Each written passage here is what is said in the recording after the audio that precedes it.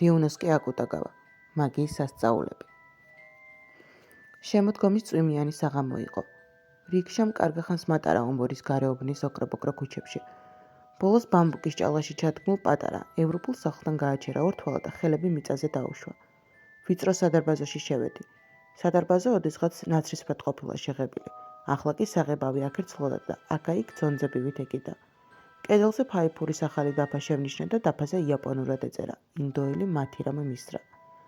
ახლა ალბათ ბევრი თქვენთაგანისთვის ცნობილია მათირამ მისრას სახელი. კალკუტელი მისრაკუნი პატრიოტი იყო და ხურვალედ უჭერდა მხარს ინდოეთის ბრძოლას თავისუფლებისა და დამოუკიდებლობისათვის. ამავე დროს იგი სრულყოფილად ფლობდა მაგიის ხელოვნებას, რომელიც განთქმული ბრაჰმანის, ჰასან ხანის ხელმძღვანელობით შეესწავლა. მისრაკუნი ჩემმა მეგობარმა გამაცნო ცოტა ხნის წინ. ბევრი გვიკამათია პოლიტიკურ საკითხებზე, თავისი სასწაულები კი ერთხელაც არ უჩვენებია. ამიტომ წინასწარ გავუგზავნეთ ბარათი. ამა და ამ დროს მოვალ თქვენი სასწაულების სანახავად მეთქი. მაშინ მისრაკუნი ომორის ღარიბულ გარეუბანში ცხოვრობდა. საღამო ხანს რიქშა ვიქირავე და სტუმრად ვეწვიე. წვიმა კოკისპირულად ასხამდა. შესასვლელთან დაკიდებული ფარანი სუსტად ანათებდა ფაიფურის დაფას, მაგრამ მაინც ვიპოვე ზარის ღილაკი და თითი დავაჭირე. კარი მაშინვე გაიღო და დაბალმა მოხუცმა იაპონელმა ქალმა გამომხედა. ალბათ მისრაკუნიც მოახლე იყო. ბატონი მისრა შინ არის? როგორ არა, მობრძანდით, კარგა ხანია გელოდებათ. თავაზიანად მომიგო ქალმა და სადარბაზოდან პირდაპირ მისრაკუნის ოთახში შემიყვანა. საღამო მშვიდობისა, მომესალმა მასპინძელი. ძალზე მოხარული ვარო მობრძანდით. შიშობდი ვაითო წვიმამ დააბრკოლოს მეთქი. შავგრემან, დაფანჩულ ულვაშიან მისრაკუნს ეტყობოდა ძალიან ესიამოვნა ჩემი სტუმრობა. ეს კიდეც ორიოდე გულთბილად ნათქვამი ფრაზით გამოხატა და მაგიდაზე მდგარ ნავთის ლამპას აუწია. თქვენი სასწაულების სანახავად უარე სამინჩიც მოვიდოდი. წვიმა რასახსენებელია, მივუგე მე. სკამზე დავჯექი და სუსტად განათებულ ოთახს მოვავლე თვალი. ოთახი ევროპულად იყო მოწყობილი, მაგრამ მეტის სიღარიბე გეცემოდა თვალში. შუაში დიდი მაგი დაიდგა. კედელთან წიგნების კარადა, ფანჯარასთან პატარა მაგიდა. ხო, კიდევ ორი სკამი ჩემთვის და მასპინძლისთვის. ეს იყო და ეს. მაგიდაცა და სკამებიც ძველი და მორყეული გახლდათ. მაგიდაზე გადაფარებული ოდესღაც ლამაზი სუფრაც მთლად დაქექილი იყო. სალამი და ერთმანეთის მოკითხვა დავამთავრეთ და ორივენი დავდუმდით. მე წვიმის შხაპონს მივუგდა ყური. ბამბუკის ჭალიდან რომ მოისმოდა. ცოტა ხნის შემდეგ ის დედაბერი შემოვიდა და თითო ფინჯანი მწვანე ჩაი მოგვართა. მისრაკუნმა სიგარა შემომთავაზა. აღარ გავიპატიჟე, მადლობა გადავუხადე და სიგარა ამოვარჩიე. მოვუკიდე და ვკითხე. სულს თქვენ რომ გემორჩილებათ, ალბათ ჯინი ჰქვია არა? მითხარით, ამაღამ ხომ ჯინის დახმარებით უნდა მოახდინოთ სასწაულები? მისრაკუნმა სიგარას მოუგიდა, მოკაჩა. სურნელოვანი ბოლი გამოუშვა და ეშმაკური ღიმილით მომიგო. ჯინების ადრე, მრავალი საუკუნის წინათ სწამდათ. აი დაახლოებით იმ დროს, როცა 1001 ღამეში აღწერილი ამბები ხდებოდა. ხელოვნება, რომელიც ჰასან ხანმა შემასწავლა, ჯადოქრობა არ არის.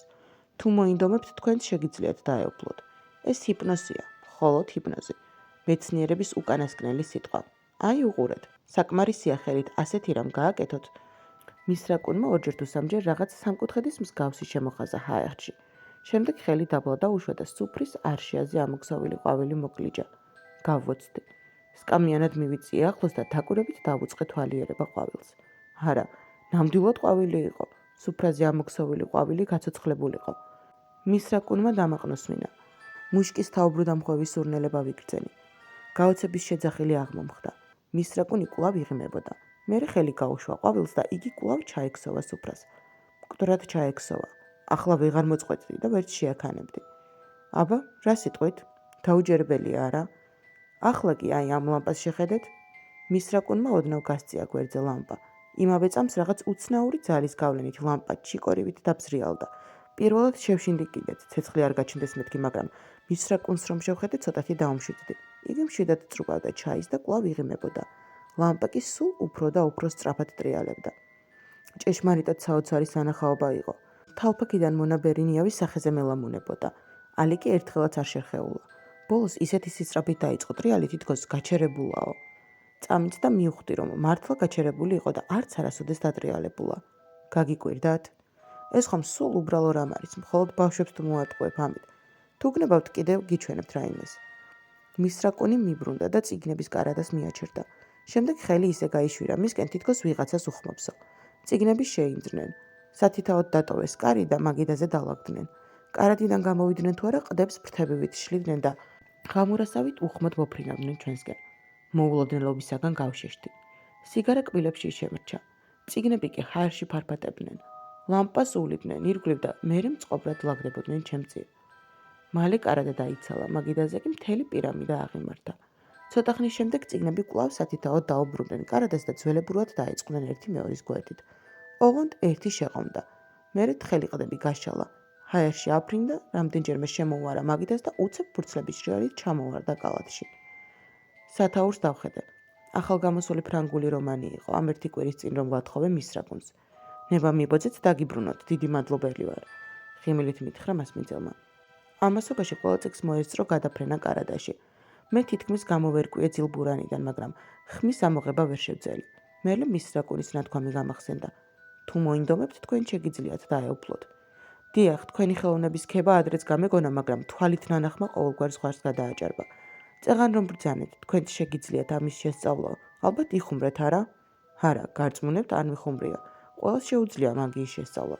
სულ ადვილია, ოღონდ მისრაკუნი თვალებში ჩამეშტერდა. კარგა ხანს მიმზირა მდუმარედ, მერე კი დინჯად, დამარცვლით მითხრა. ყველას ხარბი და ანგარებიანი კაცის გარდა. თუ მართლა აპირებთ ჰასან ხანის ხელოვნების შესწავლას, სიხარბეს უნდა სძლიოთ. შეძლებთ? მე მგონი შევძლებ.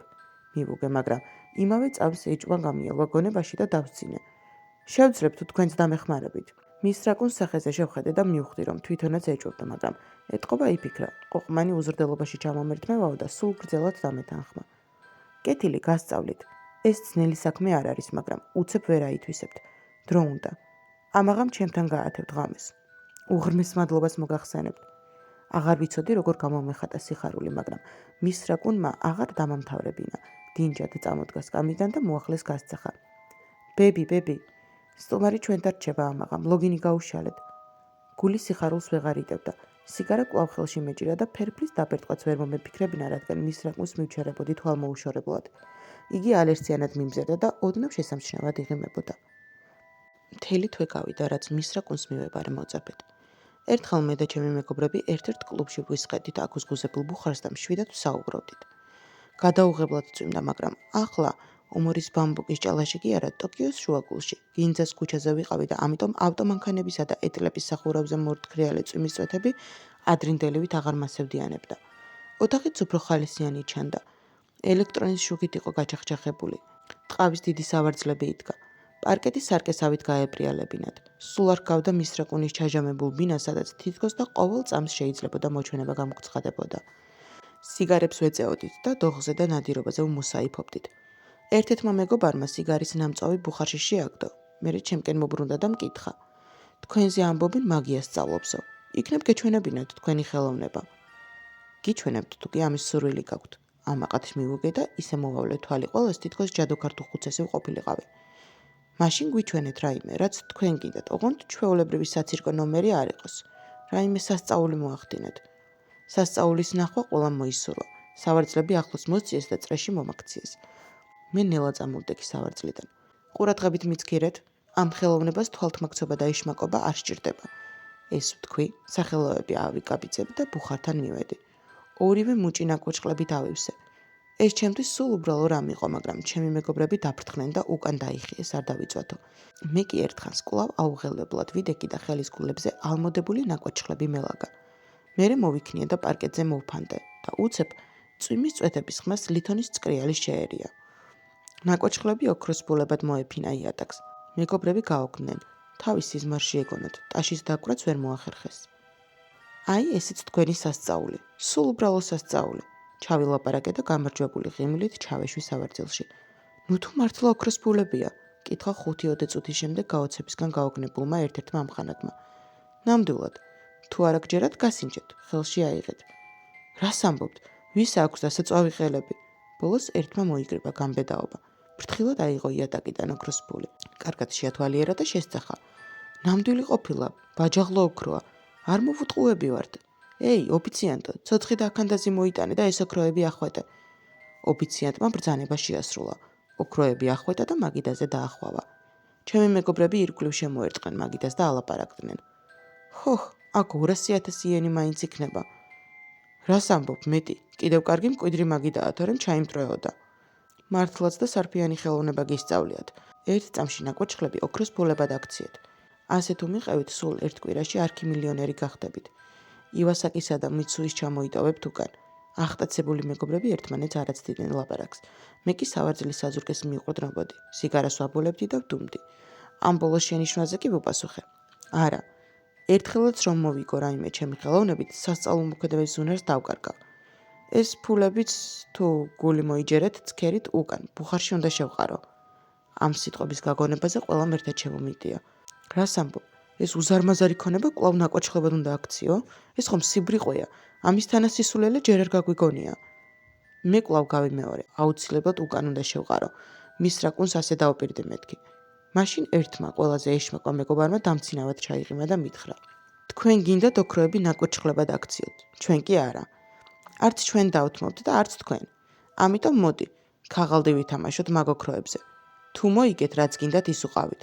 გინდა ნაკვეთშლებად აქციეთ და გინდა ნაცრად. თუ წააგეთ, მოგვეცით და მორჩება ეს დავა და აურზაური. უარის ნიშნად თავი გავაქნიე. ასე ადვილად არ წამოვეგებოდი ანკესზე. იმ მეგობარმა კვლავ გაიღიმა და დამგესლა. მუქთად ნაშოვნი ქონება არ ემეტება წასაგებად და ამბობს კეთილშობილი და უანგაროვარო. კარგი კეთილშობილება კია მე და ჩემმა ღმერთმა. მერწმუნეთ, იმიტომ კი არ მინდა ამ ოქროების ნაკვეთშლებად გადაგცევარო თქვენთვის მენანება. მე მინდა ერთი სიტყვით ბევრი ვიდავეთ და ბოლოს მომტეხეს. იძულებული გავხდი თანხმობა განმეცხადებინა. მეგობრებმა რასაკვირველია ძალიან გაიხარეს. მაშინვე მოატანინეს ერთი დასტა ქაღალდი და კუთხეში მდგარ სათამაშო მაგიდას შემოეხვივნენ. თავიდან უხალისოდ დავიწყე თამაში. ქაღალდში ბედი არ მაქვს, მაგრამ იმ საღამოს ხელი მომივიდა და თამაშმა თანდათან გამიტაცა. 10 წუთიც არ იყო გასული, რომ მოგების შინმა ამიტანა და ყველაფერი დამავიწყდა. პარტნიორებმაც რაღა თქმა უნდა, იმიტომ წამოიწყეს თამაში, რომ ჩემი ქონება ჩაეგდოთ ხელში. რომ დაინახეს ბედი არ აგვწყალობსო, მთლად გადაირივნენ. გაფითრდნენ, აკანკალდნენ და პირს მისცეს ჩემ დასამარცხებლად, მაგრამ მაინც ვერაფერი დამაკლეს. ერთი ხელიც არ წამიგია. ბოლოს თითქმის იმდენივე მოვიგე, რაც თავდაპირველად მქონდა. მაშინ იმ ბოროტმა მეგობარმა თამაში რომ დამაწყებინა, ბანკოს ქაღალდი მაგიდაზე მოფანტა და გიჟივით იყვირა. აიღეთ ერთი ქაღალდი, მთელ ჩემ ქონებას ვდებ, მიწებს, სახლს, ცხენებს, ავტომანქანას, ყველაფერს რაც გამაჩნია. თქვენ კი ეგ ოქრო და მთელი დღევანდელი მონაგებით ასდეთ. აჰა, აიღეთ ქაღალდი. სიხარბე მომეძალა. ვიფიქრე, თუ ღმერთი გამიწყრა და წავაგე, მთელი ოქრო და მოგება უნდა მივცე, მაგრამ თუ მოვიგე, მეგობრის მთელი ქონების მფლობელი გავხდები. მართლაც და რა ჯანდაბად შევისწავლე ეს ხელოვნება, თუ ერთხელ მაინც არ ვისარგებლებ. ამის თანაშემთხვევა ხომ აღარ მექნება მეთქი. თავს ვეღარ მოვერიე და გადაწყვიტე ჩემი ხელოვნება გამომეყენებინა. ცოტა ხანს უარს ვამბობდი ყასიდად. მერე ხელის ჩაქნევით დავეთანხმე. კარგი, ოღონდ ქაღალდი პირველად თქვენ ჩამოდით მეთქი. ცხრიანი. პაპა, მხიარულად შევძახე და გაფითრებულ მეტოქეს ჩემი ქაღალდი ვაჩვენე. ამ დროს მეორე სასწაული მოხდა. პაპა გაცოცხლდა. გვირგვინიანი თავი ასწია. წელამდე გამოვიდა ქაღალდიდან. ხმალი შეათამაშა ხელში და ავის მომასწავლებლად ჩაიღიმა. ბები, სტუმარი შინაპირებს დაბრუნებას. ლოგინის დაგება აღარ არის საჭირო. მომისმა კარგად ნაცნობი ხმა. იმავე წამს წვიმა ისე სევდიანად აჩქამდა ფანჯრებს მიღმა, თითქოს ომორის გარეუბნის ბამბუკის ჭალა ზეციდან იჩქითად წამოსულმა მსხვილმა წვეთებმა აჩხმიანაო. უცებ გონს მოვეგე და ირგვლივ მიმოვიხედა. ისევ მისრაკუნის პირდაპირ ვიჭიქი. ოთახს სუსტად ანათებდა ნავთის ლამპა. მისრაკუნი ქაღალდის პაპასავით იღიმებოდა. მე ხელში სიგარა მეჭირა. ფერფლი ჯერ ისევ ზეთი ქონდა შერჩენილი. მაშ მომეჩვენა, რომ მთელი თვე გავიდა? დიახ, სიზმარში მინახავს ყველაფერი. სულ 2-3 წუთით წავუღივარ ზმანებას, მაგრამ ეს ხანით საკმარისი იყო დასკვნების გამოსატანად. მისრაკუნი მიხვდა, რომ ჩემისთანა კაცისთვის არ უნდა გაენდო ხასან ხანის ხელოვნების საიდუმლოებანი. შემრცხვა. თავი დაბლა ჩავკიდე და დავდუმდი. სანამ მაგიის ხელოვნების შესწავლას გადაწყვეტდით, სიხარბე და ანგარება უნდა ამოგერეცხათ გულიდან.